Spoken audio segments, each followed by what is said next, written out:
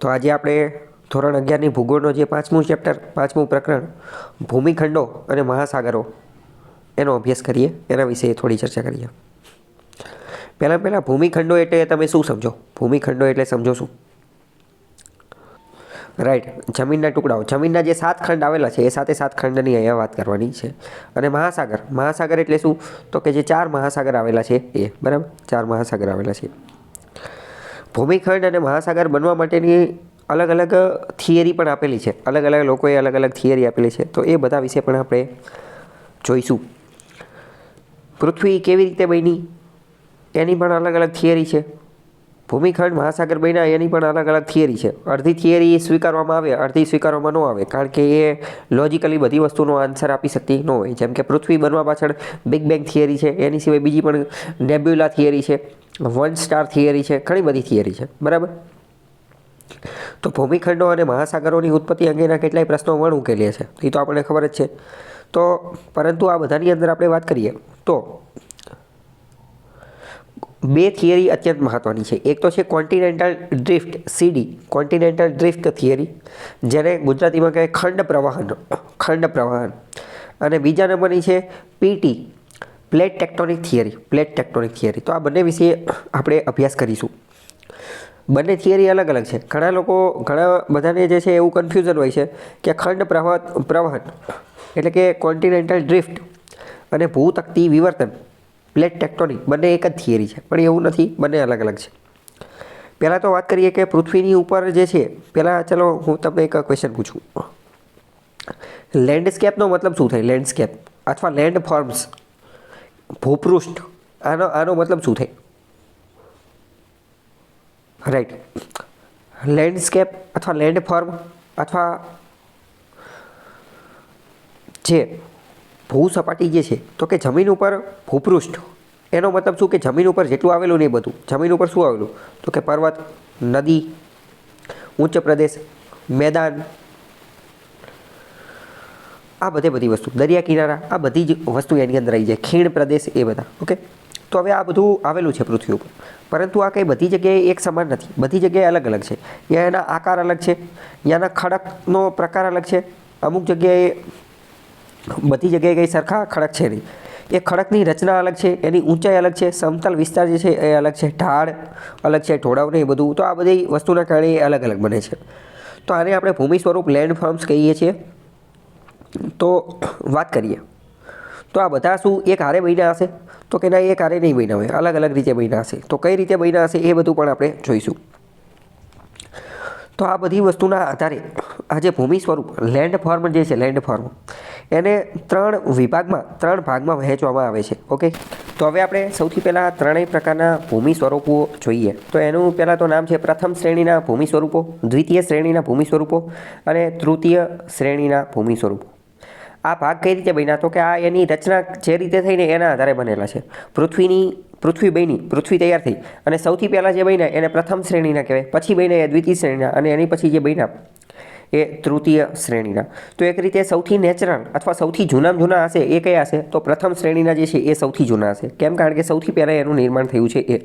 તો કે પૃથ્વીની ઉત્પત્તિ બાદ સૌ પ્રથમ અસ્તિત્વમાં આવેલા ભૂમિખંડો અને મહાસાગરના તળ ઉપર જે સંરચના જોવા મળતી હતી, તો એને પ્રથમ શ્રેણીના ભૂમિ સ્વરૂપો કહે છે, બરાબર.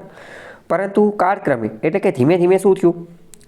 પૃથ્વીની અંદરની આંતરિક સંરચનાની અંદર ભૂગર્ભિક હિલચાલ જોવા મળી, અંદર ડિસ્ટર્બન્સ, વિક્ષોભ જોવા મળ્યો, અને ભૂકંપ, ધરતીકંપ, વોલ્કેનો, જ્વાળામુખી, આ બધી વસ્તુના કારણે શું થયું? બીજી અલગ અલગ વસ્તુ બનતી ગઈ. જેમ કે પર્વતો બની ગયા. મેં તમને સમજાવ્યું હતું કે હિમાલય પર્વત જે છે એ ભૂકંપના કારણે બનેલું છે, બે પ્લેટ ટકરાવાના કારણે બનેલું છે. ઇન્ડિયન પ્લેટ અને યુરેશિયન પ્લેટ ભટકાવાથી બનેલું છે.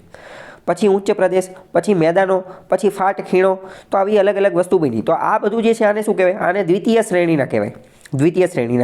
પ્રથમ શ્રેણીના કયા? તો પ્રથમ શ્રેણીના તો જે સૌથી પહેલાં જ બન્યા એ. તો સૌથી પહેલાં કયા બન્યા? તો કે ભૂમિખંડો અને મહાસાગરો, જે 7 ખંડ અને 4 મહાસાગર જે છે, તો એને શું કહેવાય? પ્રથમ શ્રેણીના કયા? તો કે ભૂમિખંડો અને મહાસાગરો, 4 મહાસાગર અને 7 ભૂમિખંડો. દ્વિતીય શ્રેણીના કયા બનશે? તો કે દ્વિતીય શ્રેણીના શું? કે પૃથ્વીની અંદર કંઈક પ્રોબ્લેમ થયો, સમસ્યા થઈ, ભૂગર્ભિક હિલચાલના કારણે, એટલે ઇન શોર્ટ એવું યાદ રાખો કે ધરતીકંપ અથવા તો વોલ્કેનિક એક્ટિવિટીના કારણે જે બન્યા, જેમ કે પર્વત, ઉચ્ચ પ્રદેશ, મેદાન, ફાટ, ખીણ, આ બધી એને દ્વિતીય શ્રેણીના કહેવાય. બરાબર. તો હવે લાંબા સમયગાળા પછી આ દ્વિતીય શ્રેણીના ભૂમિ સ્વરૂપો જે છે, દ્વિતીય શ્રેણીના ભૂમિ સ્વરૂપો એટલે કે આ પર્વત ને ઉચ્ચ પ્રદેશ ને એ બધા, એની ઉપર બાહ્ય બળો લાગ્યા. બાહ્ય બળો એટલે કેવા? તો કે એનું ધોવાણ થઈ ગયું અથવા એનું ઘસારણ થઈ ગયું અથવા એનું નિક્ષેપણ થઈ ગયું. ધોવાણ ને ઘસારણ કોના કારણે? તો કે પવનના કારણે થઈ શકે, નદીના કારણે થઈ શકે, જળના કારણે, વરસાદના કારણે, હિમ નદીના કારણે. તો આ બધાના કારણે એનું જે ઘસારણ ને ધોવાણ ને એ બધું થયું, એના કારણે નવા ભૂમિ સ્વરૂપો બન્યા. તો એને તૃતીય પ્રકારના જે છે એ ભૂમિ સ્વરૂપો કહે છે, જેમાં મેદાનો, કોતરો, ડેલ્ટા, ખીણો, નાની ટેકરીઓ, આ બધાનો સમાવેશ થાય. ઓકે, ખ્યાલ આવ્યો? ચલો હવે હું તમને ફરીથી સમજાવી દઉં કે પ્રથમ શ્રેણીના હતા તો એની અંદર શું કે જે પ્રથમ કુદરત ભૂમિખંડો અને મહાસાગરો, પૃથ્વી બની અને તરત જ તે જે પહેલાં જે બન્યા એ ભૂમિખંડો અને મહાસાગરો. દ્વિતીય શ્રેણીના હતા એ શું? તો કે પૃથ્વીની ઇન્ટરનલ સ્ટ્રક્ચર, આંતરિક સંરચનાની અંદર વિક્ષોભ, ડિસ્ટર્બન્સ થવાથી, વોલ્કેનિક એક્ટિવિટીના કારણે, ધરતીકંપના એ બધાના કારણે જે બન્યા, જેમ કે પર્વતો, જેમ કે મેદાનો, ઉચ્ચ પ્રદેશો ને એ બધા. અને ત્રીજા નંબરના તૃતીય ભૂમિ સ્વરૂપો રહ્યા એ શું? તો કે આ દ્વિતીય જે ભૂમિ સ્વરૂપો જે છે એની ઉપર બાહ્ય બળ લાગ્યું. બાહ્ય બળ. તૃતીય જે છે એમાં અત્યંત મહત્વનો કીવર્ડ કયો છે કે બાહ્ય બળ. બાહ્ય બળ લાગવાના કારણે એનું ધોવાણ થયું, એનું ઘસારણ થયું, નિક્ષેપણ થયું, આ બધાના કારણે જે નવા બન્યા એને તૃતીય કહે છે. બરાબર. અને આ ધોવાણને એ બધું કોના કારણે થયું? તો કે વરસાદના કારણે, પવનના કારણે, તાપમાનને, દબાણને એ બધાના કારણે. તો એ બધી વસ્તુ એની અંદર આવશે. ઓકે, ખ્યાલ આવ્યો? તો ત્રણેય પહેલાં તો ખબર પડી. તો ત્રીજા જે છે એની અંદર સમુદ્ર, કરાડ, રેતીના ઢૂંવા, ઉર્ધ્વગામી અને અધોગામી સ્તંભો, આ બધાનું જે છે એ ભૂકંપને, જ્વાળામુખી એને કારણે બનેલું છે. બરાબર. ચલો હવે આપણે વાત કરીએ તો જે ભૂમિ ભાગ, જમીન ધરાવતા જે વિસ્તાર જે છે, જમીન ધરાવતા વિસ્તાર, તો એ કઈ જગ્યાએ છે? તો કે ઊંચાઈ ઉપર આવેલા છે. એ ઊંચાઈ ઉપર આવેલા છે, એને ભૂમિખંડો કહેવાના. અને જે નીચાણવાળા આવેલા છે, નીચાણવાળા વિસ્તારો, અહીંયા પાણી ભરાઈ ગયું. અને આ પાણી ભરાઈ ગયું એટલે અહીંયા જળ રાશિ ભેગી એકઠા થઈ ગઈ અને એને મહાસાગર જે છે એ બની ગયા. ઓકે, ચલો હવે આપણે ભૂમિખંડો અને મહાસાગરો એનું જે વિતરણ જે છે એની લાક્ષણિકતા જોઈએ કે આ બધાનું ડિસ્ટ્રીબ્યુશન, વિતરણ કઈ રીતે થયેલું છે, પૃથ્વી ઉપર કયું ક્યાં આવેલું છે. તો પહેલાં તો સમગ્ર પૃથ્વીનું ક્ષેત્રફળ જે છે એ 50 કરોડ ચોરસ કિલોમીટર છે. 50 કરોડ આપણે એટલું યાદ રાખીએ. બરાબર. કે પૃથ્વીનું ક્ષેત્રફળ કેટલું? તો કે 50 કરોડ. આ 50 કરોડમાંથી જે છે એ 36 કરોડ જે છે, 36 કરોડ એ તો સમુદ્ર અને મહાસાગર જ ધરાવે છે. એટલે વધારે વિસ્તાર કોનો છે? સમુદ્રનો છે. અને સમુદ્રનો છે એટલે એને જલાવરણ કહે છે. તો જમીન કેટલા ભાગમાં છે? તો જમીન જે છે એ 14 કરોડ વિસ્તારની અંદર છે. 14 કરોડ ચોરસ કિલોમીટરની અંદર. આંકડો યાદ રાખી લો કે પૃથ્વીનું કુલ ક્ષેત્રફળ છે 50 કરોડ. એમાંથી સમુદ્ર કેટલાની અંદર છે? તો કે 36 કરોડની અંદર. અને 14 કરોડની અંદર શું છે? તો કે જમીન છે.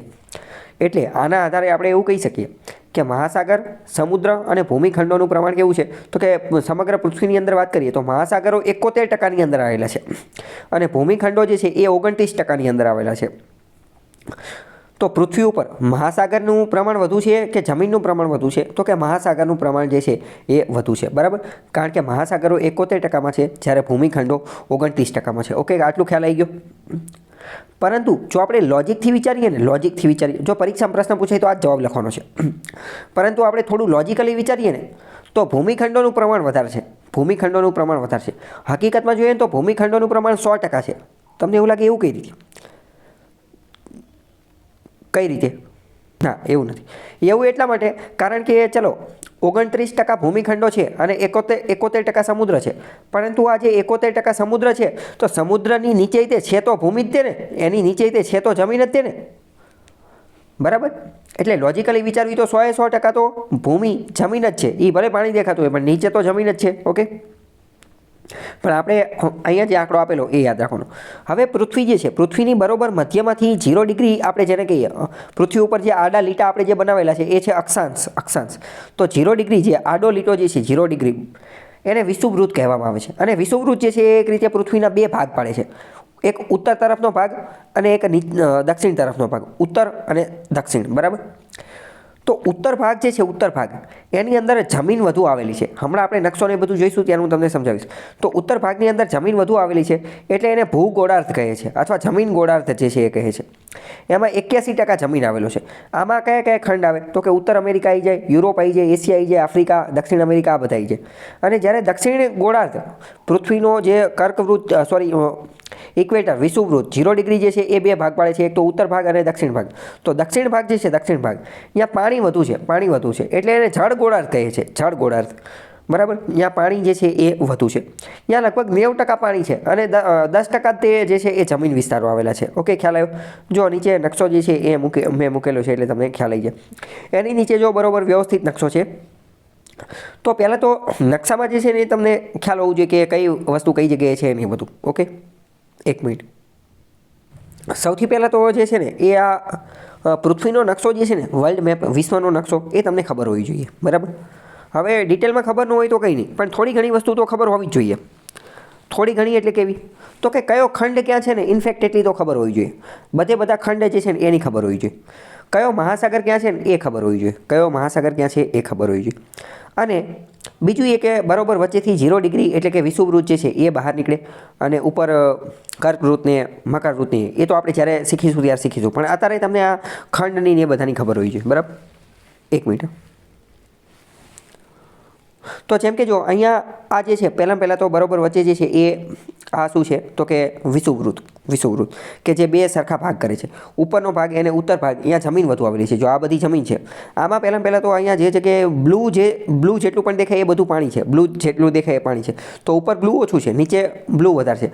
હવે કોઈ પણ નકશાની અંદર જે ઉપરનો ભાગ એ હંમેશા ઉત્તર હોય. ઉપરનો ભાગ હોય એ ઉત્તર હોય. તો અહીંયા જો જમીન જે છે એ વધુ છે એટલે એને જમીન ગોળાર્ધ કહે છે. અને નીચે જો બ્લુ વધારે છે, પાણી વધુ છે એટલે એને દક્ષિણ ગોળાર્ધ કહે છે, પરંતુ એને જળ ગોળાર્ધ પણ કહે છે. જળ ગોળાર્ધ પણ કહે છે. હવે આમાં પહેલાં સમજીએ કે આ ભારત ક્યાં છે. તો અહીંયા ભારત છે. આ આખો ખંડ જે છે એ એશિયા છે. આ એશિયા છે. એશિયાની એક્ઝેક્ટ બાજુમાં છે આ યુરોપ છે. આ ભારત જેવો તે થોડોક મોટો જે દેખાય, ભારત જેવું થોડોક મોટો નકશો દેખાય એ આખો ખંડ આફ્રિકા ખંડ છે. આફ્રિકા ખંડ. આ જે છે એ ઉત્તર અમેરિકા છે. ઉત્તર અમેરિકા ખંડ. અને આ જે છે એ દક્ષિણ અમેરિકા ખંડ. અમેરિકા ખંડ બે છે, ઉત્તર અમેરિકા ખંડ અને દક્ષિણ અમેરિકા ખંડ. લોકોને એવું લાગતું હોય કે અમેરિકા જવું છે તો એ કયો અમેરિકા? તો એ USA, United States of America, એ અહીંયા છે. એ ઉત્તર અમેરિકાની અંદર છે. આ ઓસ્ટ્રેલિયા ખંડ છે. અને અહીંયા એક્ઝેક્ટ નીચે જે છે એ એન્ટાર્કટિકા ખંડ. બરાબર. આ ઉપરાંત હવે બીજી વાત કરીએ. આ જે આખો સમુદ્ર જે છે આ બહુ મોટો સમુદ્ર, અહીંયા જે સમુદ્ર જે છે એ જ સમુદ્ર અહીંયા છે. તો એ છે પ્રશાંત મહાસાગર, પેસિફિક ઓશિયન. એ સૌથી મોટો મહાસાગર છે. આ સમુદ્ર અને આ સમુદ્ર બંને એક જ છે. કેમ? કારણ કે પૃથ્વી ગોળ છે તો અહીંથી આમ જે ભેગું થશે તો અહીંયા તો આ બધું ભેગું જ થઈ જવાનું છે. બરાબર. ઘણી બધી વાર પ્રશ્ન થતો હોય કે જાપાન અહીંયા છે અને અમેરિકા અહીંયા છે, તો અમેરિકાએ જાપાન ઉપર પરમાણુ બોમ્બ નાખ્યો તો અહીંથી ડાયરેક્ટ આમ નાખ્યો છે? તો કંઈ ના, એવી રીતે નહોતો નાખ્યો. અહીંથી જે છે એ આ તો બંને ભાગ ભેગા જ છે તો અહીંથી આમ નાખી દીધો એટલે છે તો બે બાજુમાં જ તે. બરાબર. તો આ જે છે એ પ્રશાંત મહાસાગર છે. એક મહાસાગર એ થઈ ગયો. બીજો મહાસાગર એ છે જે ભારત જે છે ભારતની નીચે આજે આવેલો છે. આ છે ઇન્ડિયન ઓશન એટલે કે હિન્દ મહાસાગર. બરાબર. ત્રીજા નંબરનો જે છે એ આ છે, આ એસ જેવો આકાર જે છે ને, એસ જેવો આકાર, જો એ એસ બને છે, એસ જેવો. એ છે એટલાન્ટિક ઓશન, એટલાન્ટિક મહાસાગર. બરાબર. પછી અહીંયા બરોબર ઉત્તર તરફ જે આવેલો છે, ઉત્તર તરફ આ આખો જે મહાસાગર જે છે એ છે આર્કટિક મહાસાગર. એ શું છે? આર્કટિક મહાસાગર. અને અહીંયા દક્ષિણમાં આ જે મોટો આવેલો છે, આ દક્ષિણનો આખો જે છે, આ દક્ષિણનો આખો એ છે એન્ટાર્કટિકા. એ એન્ટાર્કટિકા મહાસાગર. બરાબર. તો આ ચારે મહાસાગર છે. અને અહીંયા આ જે પૃથ્વી છે, બરાબર, તો અહીંયા બરોબર વચ્ચે આ જે છે એને ભૂમધ્ય સાગર કહે છે, મેડિટેરિયન સી, કારણ કે એ બરોબર વચ્ચે છે એટલે બરોબર વચ્ચે છે. જોકે એ મહાસાગર નથી પરંતુ અહીંયા તમને ખ્યાલ આવે એટલે. ઓકે, તો નકશાનો તમને આછો પાતળો ખ્યાલ હોવો જોઈએ.